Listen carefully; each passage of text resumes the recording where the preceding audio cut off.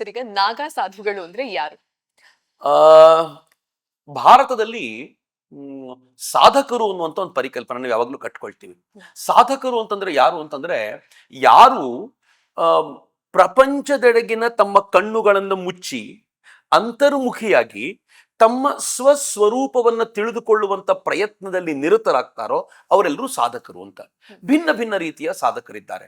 ಉದಾಹರಣೆಗೆ ನಮ್ಮ ಊರಿನಲ್ಲಿ ನಾವು ಸಾಧುಗಳನ್ನು ನೋಡ್ತೀವಿ, ಅವರು ಸಾಧಕರೇ. ನಾವು ಮಠಾಧೀಶರನ್ನು ನೋಡ್ತೀವಿ, ಅವರು ಸಾಧಕರೇ. ಇನ್ನು ಕೆಲವರು ಇರ್ತಾರೆ, ಮನೆಯಲ್ಲೇ ಶ್ರೀಚಕ್ರ ಆರಾಧನೆ ಮಾಡ್ತಿರ್ತಾರೆ, ಮನೆಯಲ್ಲೇ ಶಿವಾರಾಧನೆ ಮಾಡ್ತಿರ್ತಾರೆ, ಪ್ರತಿನಿತ್ಯ ರುದ್ರವನ್ನು ಹೇಳ್ಕೊಳ್ತಿರ್ತಾರೆ, ಸಂಧ್ಯೋಪಾಸನೆ ಮಾಡ್ತಿರ್ತಾರೆ. ಅವರು ಪ್ರಕೃತಿ ಪೂಜೆಯಲ್ಲೂ ಭಿನ್ನ ಭಿನ್ನ ಸ್ವರೂಪಗಳಲ್ಲಿ ನಿರತರಾಗಿರ್ತಾರೆ. ಇವರೆಲ್ಲರೂ ಸಾಧಕರೇ. ಮತ್ತು ಕೆಲವರು ಇರ್ತಾರೆ, ಸಮಾಜದ ಕೆಲಸವನ್ನ ಮಾಡ್ತಾ ಮಾಡ್ತಾ ಮಾಡ್ತಾ ಮಾಡ್ತಾನೆ ಅಂತರಂಗವನ್ನ ಪರಿಶುದ್ಧಗೊಳಿಸಿಕೊಳ್ಳುವಂತ ಪ್ರಯತ್ನದಲ್ಲೂ ನಿರತರಾಗ್ತಾರೆ. ಇವರೆಲ್ಲರೂ ಸಾಧಕರೇ.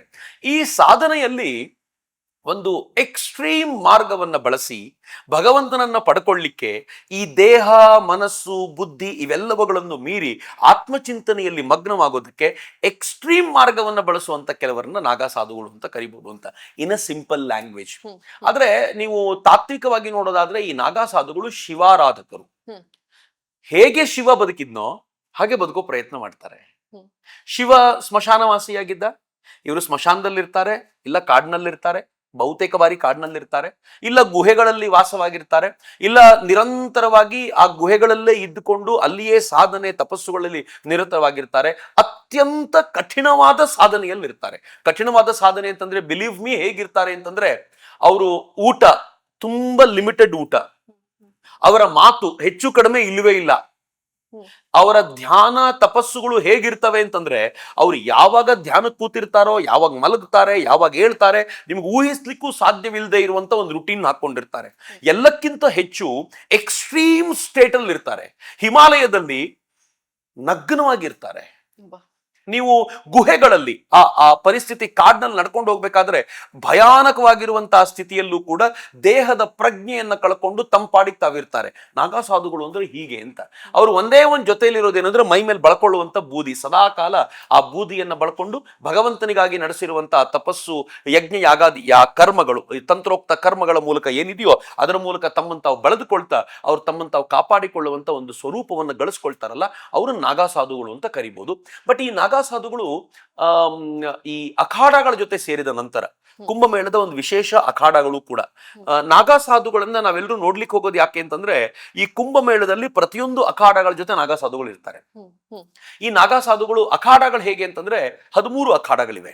ಅದರಲ್ಲಿ ಜೂನಾ ಇದೆ, ನಿರಂಜನಿ ಇದೆ, ನಿರ್ವಾಣಿ, ಮಹಾನಿರ್ವಾಣಿ, ಅಟಲ್ ತರದ ಅಖಾಡಗಳು, ಇವೆಲ್ಲ ಭಿನ್ನ ಭಿನ್ನ ಅಖಾಡಗಳು. ವೈಷ್ಣವ ಅಖಾಡಗಳು, ಶೈವ ಅಖಾಡಗಳಲ್ಲದೆ ಸಿಖ್ಖರಿಗೆ ಸಂಬಂಧಪಟ್ಟ ಅಖಾಡಗಳು ಇವೆ. ಅಂದ್ರೆ ಯೂನಿಟಿಗೋಸ್ಕರ ನಡೆಸಿರುವಂತ ಒಂದು ಪವಿತ್ರವಾಗಿರುವಂತ ಕಲ್ಪನೆ.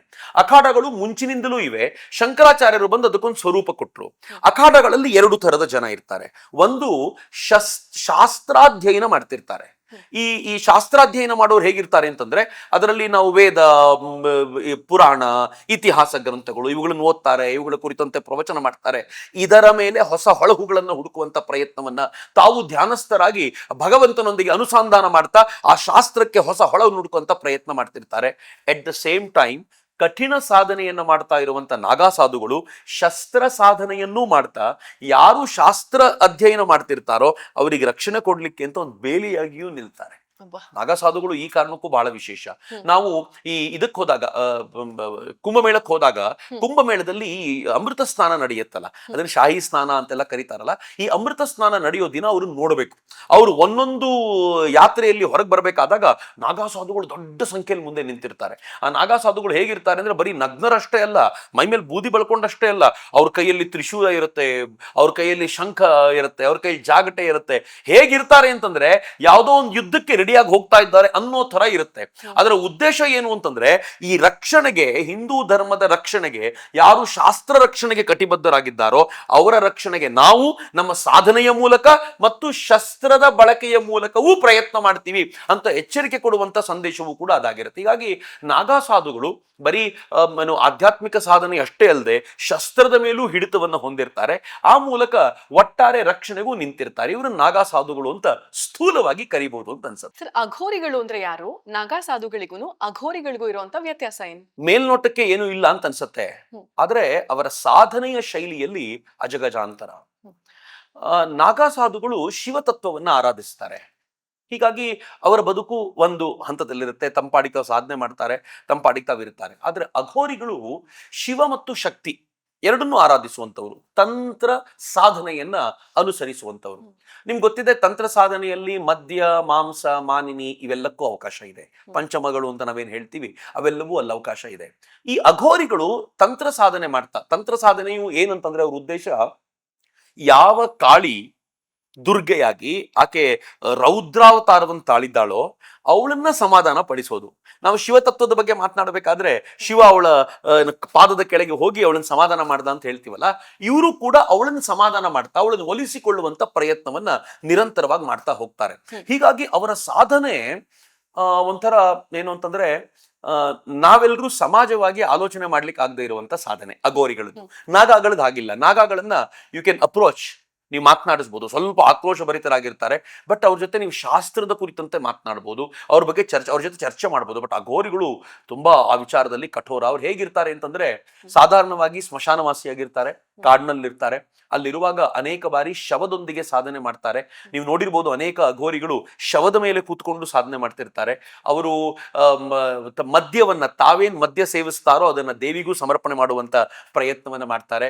ಆನಂತರ ಮಾನಿನಿಯರೊಂದಿಗೆ ಅವರ ಸಂಪರ್ಕಗಳಿರ್ತವೆ. ಅದರಲ್ಲೂ ವಿಶೇಷವಾಗಿ ಅವ್ರ ಬಗ್ಗೆ ಶವ ಸಂಭೋಗದ ಪರಿಕಲ್ಪನೆ ಕೂಡ ಅಘೋರಿಗಳೊಂದಿಗೆ ಬರುತ್ತೆ. ಅಘೋರಿಗಳ ಈ ಸಾಮ್ರಾಜ್ಯ ಬಹಳ ವಿಚಿತ್ರವಾಗಿರುವಂತ ಸಾಮ್ರಾಜ್ಯ.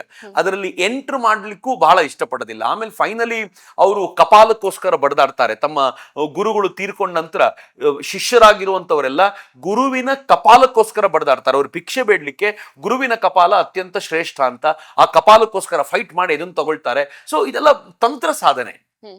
ಈ ಈ ತಂತ್ರ ಸಾಧನೆಯನ್ನ ನಾವೆಲ್ಲರೂ ಕೇಳಿದಾಗ್ಲೇ ಭಯ ಅನ್ಸುತ್ತೆ, ಬಟ್ ದೇ ಫಾಲೋ ಇಟ್. ಅವ್ರು ಅದನ್ನ ಮಾಡ್ತಾರೆ. ಅಘೋರಿಗಳ ಸಂಖ್ಯೆ ಬಹಳ ಕಡಿಮೆ ಇರಬಹುದು, ಬಟ್ ಇವತ್ತಿಗೂ ಕೂಡ ಅಘೋರಿಗಳಿದ್ದಾರೆ. ಅವ್ರು ತಮ್ಮದೇ ಆಗಿರುವಂತ ರೀತಿಯಲ್ಲಿ ಸಾಧನೆ ಮಾಡಿಕೊಂಡು ಕಾಡುಗಳಲ್ಲಿ ಅಲ್ಲಿರ್ತಾರೆ. ನಾಗಾಗಳು ಹಾಗಲ್ಲ. ನಾಗಾಗಳು ಕಾಡಿನಲ್ಲೇ ಇರ್ತಾರೆ, ಯಾರ ಕಣ್ಣಿಗೂ ಕಾಣಿಸ್ಕೊಳ್ಳೋದಿಲ್ಲ. ಬಟ್ ಇವರ ಸಾಧನೆ ಶಿವಸ್ವರೂಪದ ಮೇಲೆ ಆಗಿರೋದ್ರಿಂದ ಇವರಿಗೂ ಮತ್ತು ಅವರಿಗೂ ಅಜಗಜಾಂತರ ಸಾಧನೆಯ ವಿಚಾರದಲ್ಲಿ. ಬಟ್ ಸಾಮಾನ್ಯ ಜನರ ದೃಷ್ಟಿಯಿಂದ ಎಲ್ಲರೂ ಒಂದೇ ಅಂತ ಅನ್ನಿಸ್ಬಿಡ್ತಾರೆ. ಈ ಕಾಂಟೆಂಟ್, ಈ ವಿಡಿಯೋ ನಿಮ್ಗಿಷ್ಟ ಆಗಿದ್ರೆ ಇದರ ಪೂರ್ತಿ ಎಪಿಸೋಡ್ ಅನ್ನ ನೀವು ನೋಡಬಹುದು ಹರಟೆ ವಿತ್ ಹಂಸ ಇಂಟರ್ವ್ಯೂ ನಲ್ಲಿ, ಹಂಸ ವಸಿಷ್ಠ ಯೂಟ್ಯೂಬ್ ಚಾನೆಲ್ ಅಲ್ಲಿ. ಈ ತರದ ಸ್ಮಾಲ್ ವಿಡಿಯೋಸ್ ನ ಇಷ್ಟಪಡ್ತೀರಾ ಅಂದ್ರೆ ಹರಟೆ ವಿತ್ ಹಂಸ ಕ್ಲಿಪ್ಸ್ ನಲ್ಲಿ ಈ ವಿಡಿಯೋಸ್ ನ ಚೆಕ್ ಮಾಡಬಹುದು. ಸಬ್ಸ್ಕ್ರೈಬ್ ಮಾಡೋದನ್ನ ಮರಿಬೇಡಿ.